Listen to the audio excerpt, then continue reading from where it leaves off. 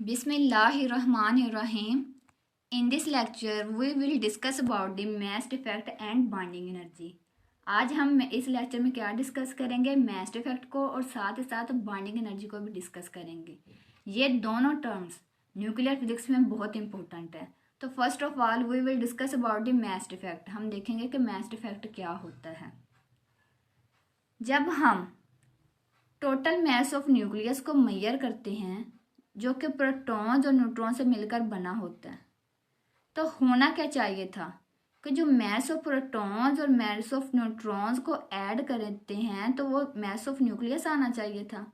लेकिन जब हम एक्सपेरिमेंटली कैलकुलेशन करते हैं तो जो न्यूक्लियस का मास होता है वो जिन प्रोटॉन्स और न्यूट्रॉन से मिलकर बना होता है तो उनसे क्या हो रहा होता है, कम आ रहा होता है। क्या होता है, जब हम प्रोटॉन्स और न्यूट्रॉन्स को ऐड करते हैं तो जो उसका मास आता है वो एक साइड पे कर लें। उसके बाद जो एक्सपेरिमेंटली हम न्यूक्लियस का मास कैलकुलेट करते हैं वो हमने एक साइड पे कर लिया। जब दोनों को कंपेयर किया गया तो देखा गया कि जो मास ऑफ प्रोटॉन्स और न्यूट्रॉन्स का सम करके आ रहा था ना, वो ज़्यादा था, जबकि न्यूक्लियस का मास कम था। हालांकि जो न्यूक्लियस था वो प्रोटॉन्स और न्यूट्रॉन से मिलकर बना था तो उसके बराबर मास आना चाहिए था, लेकिन नहीं होता। जो न्यूक्लियस का मास आता है वो उसको बनाने वाले पार्टिकल्स के सम से कम आता है। तो इसका मतलब ये हुआ कि जो न्यूक्लियस है उसके मास में कोई ना कोई कमी आई है, उसका मास है वो कम होता है। ठीक है, तो वो जो डिफरेंस आया, जो न्यूक्लियस के मास में डिफरेंस आया, उसको हमने मास डिफेक्ट का नाम दे दिया और इसे हम रिप्रेजेंट करते हैं डेल्टा एम से, क्योंकि न्यूक्लियस का जो मास आ रहा था वो उसको बनाने वाले पार्टिकल से के सम से कम आ रहा था, तो इसको हमने कह दिया मास डिफेक्ट। डिस्कस करते हैं what is the mass defect. According to the nuclear particle experiment, the total mass of nucleus is less than the sum of masses of its constituent nucleons, protons and neutrons. क्या देखा गया कि जो nucleus को particles बना रहे होते हैं, प्रोटॉन्स और न्यूट्रॉन्स, उनका जब सम किया जाता है और जब न्यूक्लियस का मास देखा जाता है तो जो न्यूक्लियस का मास होता है उसको बनाने वाले पार्टिकल्स के सम से डिफरेंट आ रहा होता है। ठीक है, उसका मास कम आ रहा होता है, मतलब उसके मास में कोई ना कोई कमी आ रही होती है। The difference of mass of nucleons in the nucleus and that of nucleus is called mass defect. अब वो जो न्यूक्लियस के मास में कमी आ रही थी उसको क्या नाम दिया गया, मास डिफेक्ट का नाम दिया गया। अब किसी भी न्यूक्लियस में कितना मास डिफेक्ट आ रहा है, क्योंकि हर न्यूक्लियस बना होगा प्रोटॉन्स और न्यूट्रॉन से, तो जब प्रोटॉन्स और न्यूट्रॉन्स के मास को हम ऐड करते हैं तो वो नहीं बनता मास न्यूक्लियस का। न्यूक्लियस का मास हमेशा उसको बनाने वाले पार्टिकल से कम आता है, तो उसको मास डिफेक्ट का नाम देते हैं। तो हम हर न्यूक्लियस का मास डिफेक्ट कैसे कैलकुलेट कर सकते हैं, उसके लिए एक फार्मूला जनरेट किया गया, उसको देखते हैं।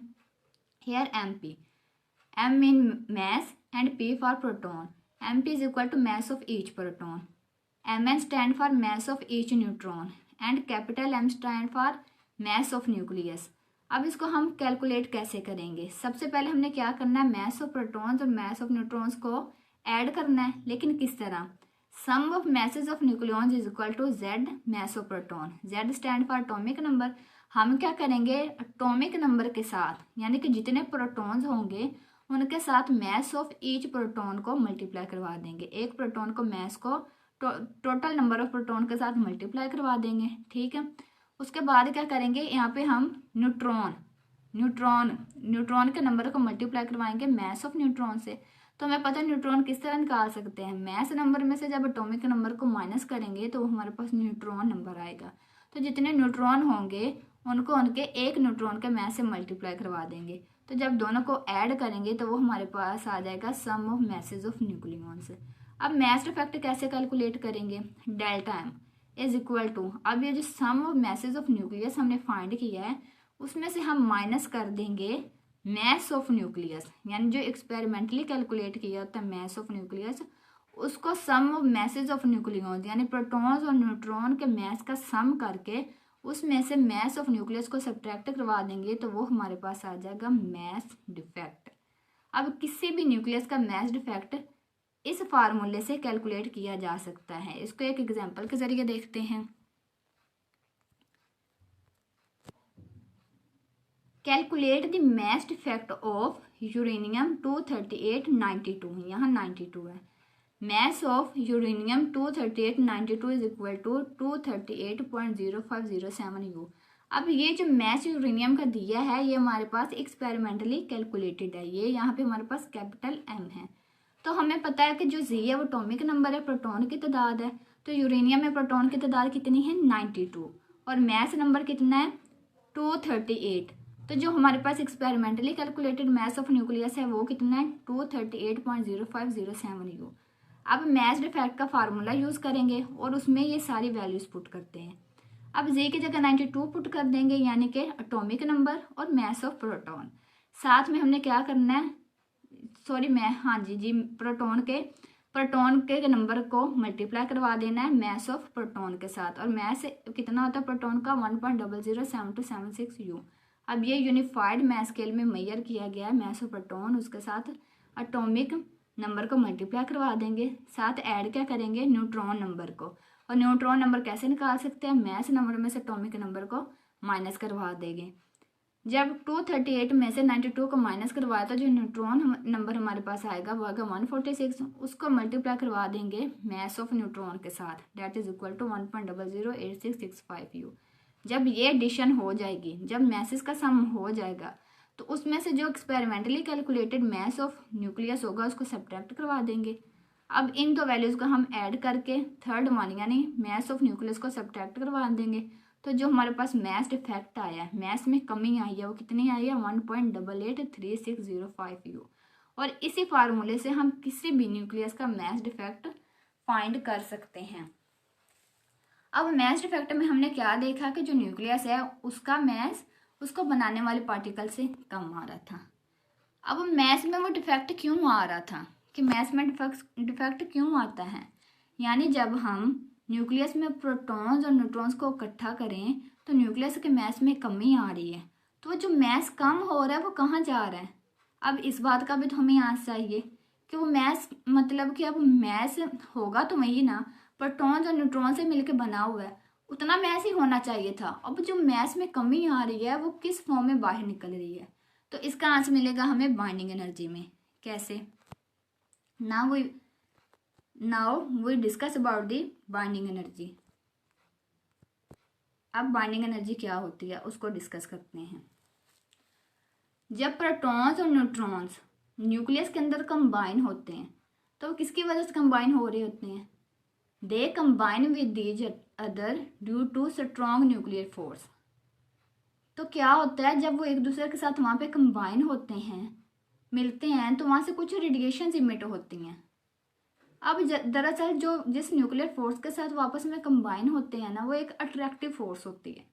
कैसे, अब जो हमारे पास न्यूक्लियस है उसमें प्रोटॉन्स भी होते हैं न्यूट्रॉन्स भी होते हैं। न्यूट्रॉन्स तो चार्जलेस होते हैं लेकिन प्रोटॉन्स तो मौजूद होते हैं जिन पे पॉजिटिव चार्ज होता है। अब वहाँ पे होना क्या चाहिए था, पॉजिटिव चार्ज को रिपेल करता, ठीक है, उनमें कूलम्बिक रिपल्शन होती, लेकिन ऐसा नहीं होता। वो सारे जो सब एटॉमिक पार्टिकल्स थे वो आपस में एक फोर्स के जरिए कंबाइन हुए होते हैं। तो जो फोर्स, जो अट्रैक्टिव फोर्स उनको कंबाइन रखती है वो क्या होती है, वो न्यूक्लियर फोर्स होती है और ये अट्रैक्टिव फोर्स होती है। तो जब न्यूट्रॉन और प्रोटॉन आपस में स्ट्रॉन्ग न्यूक्लियर फोर्स की वजह से बाइंड हो रहे होते हैं तो वहाँ से एनर्जी रिलीज होती है, यानी वहाँ पे कुछ एनर्जी, कुछ मैस एनर्जी में कन्वर्ट हो जाता है। According to Einstein is equal to mc square equation, जो कि मैस एनर्जी इक्विवेलेंट इक्वेशन कहलाती है, उसके मुताबिक हम कह सकते हैं कि मैस को एनर्जी में कन्वर्ट किया जा सकता है और एनर्जी को मैस में कन्वर्ट किया जा सकता है। तो उसमें हुआ क्या कि वो जो मैस में कमी आ रही थी वो एनर्जी के फॉर्म में क्या हो रहा था, रिलीज हो रही थी। तो उस एनर्जी को हम कहते हैं बाइंडिंग एनर्जी। इसका मतलब, तो जब हमें न्यूक्लियस को तोड़ना होगा तो हमें उतनी ही अमाउंट में उसको एनर्जी भी प्रोवाइड करनी पड़ेगी ताकि प्रोटॉन और न्यूट्रॉन को दोबारा से सेपरेट किया जा सके। तो जो वो अमाउंट ऑफ एनर्जी हम किसी भी न्यूक्लियस को देंगे कि वो अपने न्यूक्लियॉन्स को सेपरेट कर दे, यानी न्यूक्लियस में क्या हम उनको कोलैप्स करवाना चाह रहे हैं, न्यूक्लियस को कोलैप्स करवाना चाह रहे हैं, उसको तोड़ना चाह रहे हैं, ठीक है, उसके न्यूक्लियॉन्स को अलग अलग करना चाह रहे हैं। तो जो हम एनर्जी प्रोवाइड करेंगे वो क्या एनर्जी होगी, वो बाइंडिंग एनर्जी होगी। बाइंडिंग एनर्जी को हम दो तरह से डिफाइन कर सकते हैं। कैसे? जब न्यूक्लियस बना प्रोटॉन और न्यूट्रॉन एक दूसरे के साथ कंबाइन होते हैं तो वहाँ क्या होता है, जो उनका कुछ मैस होता है वो एनर्जी में कन्वर्ट हो जाता है। इसे भी हम बाइंडिंग एनर्जी कहेंगे। दूसरा हम क्या कह सकते हैं कि जब हम न्यूक्लियस के अंदर उसके न्यूक्लियस को सेपरेट करना चाहते हैं तो हमें उतनी ही अमाउंट में एनर्जी देनी पड़ेगी जितनी अमाउंट के साथ वो आपस में कंबाइन होते हैं, जितनी न्यूक्लियर फोर्स के साथ वो आपस में कंबाइन हुए होते हैं। उस एनर्जी को भी हम नाम देंगे बाइंडिंग एनर्जी का। अब बाइंडिंग एनर्जी क्या होती है उसको देखते हैं। The nucleus is stable due to strong nuclear forces. हमें पता है न्यूक्लियस किसकी वजह से स्टेबल होता है, स्ट्रॉन्ग न्यूक्लियर फोर्स की वजह से। Which bind the nucleons together in the nucleus. और यही न्यूक्लियर फोर्स क्या करती है, न्यूक्लियॉन्स मतलब प्रोटॉन्स और न्यूट्रॉन्स को न्यूक्लियस के अंदर बाइंड रखती है। क्योंकि प्रोटॉन पे तो पॉजिटिव चार्ज होता है तो वहाँ पे रिपल्शन भी हो सकती थी, लेकिन नहीं, ये जो न्यूक्लियर फोर्स होती है ना, ये ऐसी अट्रैक्टिव फोर्स होती है जो उनको भी आपस में अट्रैक्ट करवाती है, कंबाइन रखती है। The amount of energy required to break a nucleus such that its nucleons becomes free is called binding energy. वो अमाउंट ऑफ एनर्जी जो हमें किसी भी न्यूक्लियस के न्यूक्लियॉन्स को सेपरेट करवाने के लिए देनी पड़ती है उसको हम कहते हैं बाइंडिंग एनर्जी। उसके बाद हमने पहले भी डिस्कस किया था कि हम इसको दो तरह से डिफाइन कर सकते हैं। सेकंड क्या कह सकते हैं, the same amount of energy is released when such nucleons are combined together to form a nucleus. और क्या होता है, इतनी अमाउंट में एनर्जी रिलीज होके मिलती है जब क्या होता है, प्रोटॉन्स और न्यूट्रॉन्स न्यूक्लियस में आपस में कंबाइन हो रहे होते हैं। तो मैस इफेक्ट में हमने देखा कि जो मैस ऑफ न्यूक्लियस आ रहा था वो कम आ रहा था सम ऑफ मैस ऑफ प्रोटॉन्स और न्यूट्रॉन से। तो जो मैस में कमी आ रही थी वो कहाँ जा रही थी, तो वो दरअसल हमें बाइंडिंग एनर्जी के फॉर्म में मिल जाती है। तो क्या होता है, जब आपस में कंबाइन होते हैं तो उनका कुछ मैस एनर्जी में कन्वर्ट हो जाता है। तो यही वजह होती है कि जो न्यूक्लियस होता है उसका मैस कम आ रहा होता है उसको बनाने वाले पार्टिकल्स के सम से। Binding energy measure the stability of the nucleus. ये जो बाइंडिंग एनर्जी है ये किसी भी न्यूक्लियस की स्टेबिलिटी को भी मेजर करती है। कैसे? अब भी एक न्यूक्लियस है, ठीक है, उसके अंदर सब एटॉमिक पार्टिकल उसके प्रोटॉन्स और न्यूट्रॉन्स हैं, स्ट्रॉन्ग फोर्सेस के साथ वो आपस में कंबाइन हुए हैं। तो हम चाहते हैं कि हम सारे न्यूक्लियॉन्स को सेपरेट कर दें, अलग अलग कर दें, मतलब न्यूक्लियस को तोड़ दें। हम क्या करेंगे, हम बाइंडिंग एनर्जी प्रोवाइड करेंगे। हम बाइंडिंग एनर्जी देते हैं वो नहीं टूटता, हम फिर देते हैं नहीं टूटता, हम देते जाएंगे। इसका मतलब हम कितनी अमाउंट में उसको एनर्जी दे रहे हैं उस पर डिपेंड करता है कि वो बताएगा कि न्यूक्लियस स्टेबल है या नहीं स्टेबल है। अगर तो कोई न्यूक्लियस जल्दी टूट जाता है, ठीक है, तो हम कहेंगे इसकी जो बाइंडिंग एनर्जी है, जो ये न्यूक्लियस है ये हमारे पास अनस्टेबल है। यानी कि हमने एक न्यूक्लियस को बाइंडिंग एनर्जी प्रोवाइड की, वो जल्दी टूट गया तो अनस्टेबल है। और एक न्यूक्लियस को हम एनर्जी देते जा रहे हैं, उसको टूटने के लिए हमें बहुत ज़्यादा अमाउंट में एनर्जी प्रोवाइड करनी पड़ी। तो ये साबित करेगा कि ये न्यूक्लियस बहुत ज़्यादा स्टेबल है, स्ट्रॉन्ग है। तो इससे हमें पता चल जाएगा कि जो बाइंडिंग एनर्जी है अगर तो वो ज़्यादा देंगे तो वो न्यूक्लियस स्टेबल होगा, अगर बाइंडिंग एनर्जी थोड़ी सी देने पे वो टूट गया तो वो अनस्टेबल है। तो ये किसी भी न्यूक्लियस की जो स्टेबिलिटी होती है वो बाइंडिंग एनर्जी के जरिए ही मेजर की जा सकती है। The nucleus will be more stable if has higher binding energy. कोई भी न्यूक्लियस क्या होगा, ज़्यादा स्टेबल होगा, ज़्यादा स्ट्रॉन्ग होगा अगर उसकी बाइंडिंग एनर्जी भी ज़्यादा होगी। उसके सब एटॉमिक पार्टिकल्स को सेपरेट करवाने के लिए, उसके न्यूक्लियॉन्स को सेपरेट करवाने के लिए हम जितनी ज़्यादा अमाउंट में बाइंडिंग एनर्जी देंगे वो उतना ही हमारे पास स्टेबल न्यूक्लियस होगा। अब बाइंडिंग एनर्जी को हम कैलकुलेट कैसे कर सकते हैं, इसको हम आइंस्टाइन की E=mc² इक्वेशन के मुताबिक ही कैलकुलेट करेंगे। क्योंकि यहाँ तक हमने जितना पढ़ा, ठीक है, जितना डिस्कस किया, हमने देखा कि मैस एनर्जी में कन्वर्ट हो रहा है। तो इसी तरह उसकी इक्वेशन E=mc² से हम लिखेंगे बाइंडिंग एनर्जी Δmc²। यहाँ पे Δm है मैस इफेक्ट, जो मैस में कमी आ रही थी, ठीक है, जब प्रोटॉन्स और न्यूट्रॉन्स आपस में कंबाइन हो रहे थे तो वो रेडिएशंस को इमिट करते हैं। तो जो उनका मैस होता है वो किस में कन्वर्ट हो जाता है, एनर्जी में, तो उसको कहते हैं मैस इफेक्ट। तो binding energy is equal to, यहाँ पे हम मैस इफेक्ट का फार्मूला पुट करेंगे Gmp + A - Gmn - m, यानी ये क्या, टोटल मैस ऑफ न्यूक्लियस को सब्ट्रैक्ट करवा दें तो ये हमारे पास मैस इफेक्ट आएगा। और उसको मल्टीप्लाई करवा दें सी स्क्वायर के साथ, तो ये हमारे पास किसकी वैल्यू आ गई, ये बाइंडिंग एनर्जी की वैल्यू आ गई। चूँकि बाइंडिंग एनर्जी किसी भी न्यूक्लियस की स्टेबिलिटी को मेजर करती है, तो पीरियोडिक टेबल में देखा गया कि जो लाइटर एलिमेंट थे, ठीक है, उनकी भी बाइंडिंग एनर्जी कम थी, उनको भी तोड़ने के लिए हमें कम एनर्जी देनी पड़ती थी। और जो हैवी एलिमेंट थे जैसे यूरेनियम हो गया, इनको भी तोड़ने के लिए हमें बाइंडिंग एनर्जी कम देनी पड़ रही थी। जब हमने बाइंडिंग एनर्जी कर्व को देखा तो देखा गया कि जो मीडियम एलिमेंट थे ना पीरियोडिक टेबल के अंदर, उनकी बाइंडिंग एनर्जी सबसे ज़्यादा थी। और जो सबसे ज़्यादा स्टेबल हमारे पास एलिमेंट था जिसकी बाइंडिंग एनर्जी सबसे ज़्यादा थी, वो हमारे पास था आयरन। तो जो आयरन हमारे पास है वो एक मोस्ट स्टेबल न्यूक्लियाई है, क्योंकि उसको तोड़ने के लिए हमें सबसे ज़्यादा अमाउंट में बाइंडिंग एनर्जी प्रोवाइड करनी पड़ती है।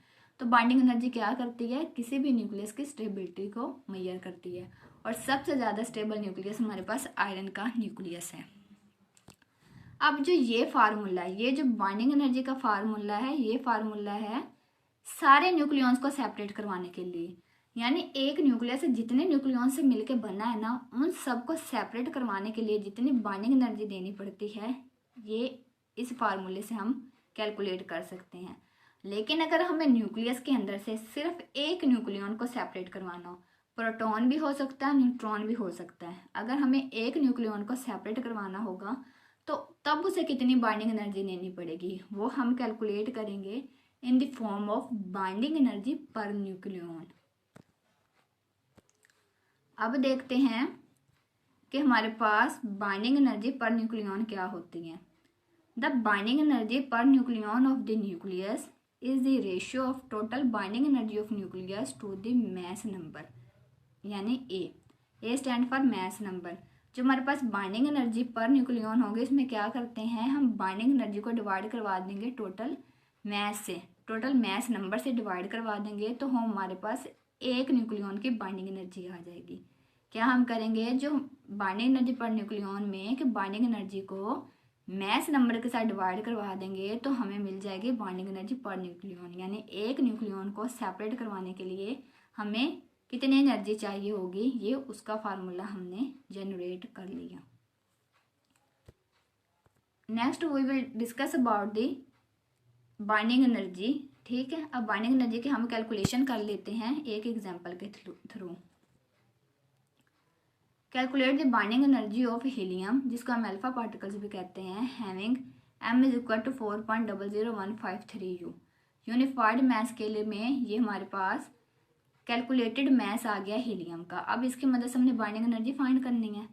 द अल्फा पार्टिकल और helium He24 has atomic number कितना है 2, और न्यूट्रॉन का नंबर कैसे निकलेगा, जब हम मैस नंबर में से माइनस कर देंगे एटॉमिक नंबर को, 4 में से माइनस किया 2 को, तो कितना आया 2 आया। अब जो बाइंडिंग एनर्जी है उसका यहाँ पे फार्मूला लिखेंगे, उस फार्मूले में बारी बारी सारी वैल्यू पुट कर लेंगे। जी की जगह 2 पुट करेंगे, ठीक है, नंबर ऑफ प्रोटॉन, और साथ में मैस ऑफ प्रोटॉन के साथ उसको मल्टीप्लाई करवा देंगे, प्लस 4 - 2 करेंगे तो ये हमारे पास न्यूट्रॉन नंबर आ जाएगा, क्योंकि हमने कहा A - G = N। तो ये न्यूट्रॉन नंबर यहाँ पे हमारे पास 2 आ जाएगा, उसको हम मैस ऑफ न्यूट्रॉन के साथ मल्टीप्लाई करवा देंगे, डेट इज इक्वल टू 1.008665। उसमें से माइनस करवा देंगे ये जो कैलकुलेटेड मैस हमारे पास आया है, ये जो कैलकुलेटेड मैस हमें दिया हुआ है हीलियम का, उसको हमने सब्ट्रैक्ट करवा देना है और C² से मल्टीप्लाई। जब इस वैल्यू का हम सोल्व करेंगे 2 के साथ इसको मल्टीप्लाई करवाएंगे मैस ऑफ प्रोटॉन को, तो जो आंसर आएगा वो that is equal to 2.01455 plus 2.01733 U, ठीक है। उसमें से माइनस कर देंगे टोटल मैस ऑफ न्यूक्लियस को experimentally calculated, that is equal to 4.00153 U, साथ C² है। जब इस पूरी हम वैल्यू को कैलकुलेट करेंगे तो जो आंसर हमारे पास आएगा डेट इज इक्वल टू 0.030352 और U इंटू C², ठीक है। इसको हमने अलग कर लिया। हमें पता है कि जो हमारे पास एक यूनिफाइड मैस स्केल है वो कितनी एनर्जी देता है, वो देता है 931.5 मेगा इलेक्ट्रोवोल्ट पर C²। अब C² को हम यूनिफाइड मैस स्केल के साथ मल्टीप्लाई करवा देते हैं, तो ये हमारे पास किसके बराबर आया 931.5 मेगा इलेक्ट्रोवोल्ट। अब ये जो हमने वैल्यू U इंटू C² निकाली है, ये हम यहाँ पे पुट कर देंगे। जब हम इस पूरी वैल्यू को जो बाइंडिंग एनर्जी की वैल्यू आई 0.0300352 को 931.5 मेगा इलेक्ट्रोवोल्ट से मल्टीप्लाई करवा देंगे तो हमारे पास आंसर आ जाएगा 28.2 मेगा इलेक्ट्रोवोल्ट। अब ये जो बाइंडिंग एनर्जी हमारे पास आई है, ये बाइंडिंग एनर्जी आई है सारे न्यूक्लियॉन्स को सेपरेट करवाने के लिए। यानी हीलियम में 2 प्रोटॉन्स हैं 2 न्यूट्रॉन्स हैं, तो उन सबको सेपरेट करवाने के लिए हमारे पास कितनी बाइंडिंग एनर्जी आई 28.2 मेगा इलेक्ट्रोवोल्ट। अब अगर हमें एक न्यूक्लियॉन को वहां से निकालना हो, ठीक है, एक न्यूक्लियॉन को सेपरेट करवाना हो तो कितनी एनर्जी देनी पड़ेगी, that we calculate by binding energy per nucleon. तो हम क्या करेंगे, इसी बाइंडिंग एनर्जी को मैस नंबर के साथ डिवाइड करवा देंगे। तो जो मैस नंबर होता है हीलियम का 4 होता है, तो इसको बाइंडिंग एनर्जी से डिवाइड करवा दिया तो जो हमारे पास आंसर आया that is equal to 7.05 mega electronvolt. यानी कि एक न्यूक्लियॉन को, ठीक है, वहां से सेपरेट करवाने के लिए हमें कितनी एनर्जी देनी पड़ेगी 7.05 मेगा इलेक्ट्रोवोल्ट। ये हमारे पास बाइंडिंग एनर्जी आ गई किसी एक न्यूक्लियॉन के लिए, और ये जो बाइंडिंग एनर्जी है ये सारे न्यूक्लियॉन को सेपरेट करवाने के लिए है। तो इसी तरह हम किसी भी न्यूक्लियस में क्या कर सकते हैं, किसी भी न्यूक्लियस की बाइंडिंग एनर्जी को फाइंड कर सकते हैं, और इसी तरह बाइंडिंग एनर्जी पर न्यूक्लियॉन भी फाइंड कर सकते हैं इसी मेथड से।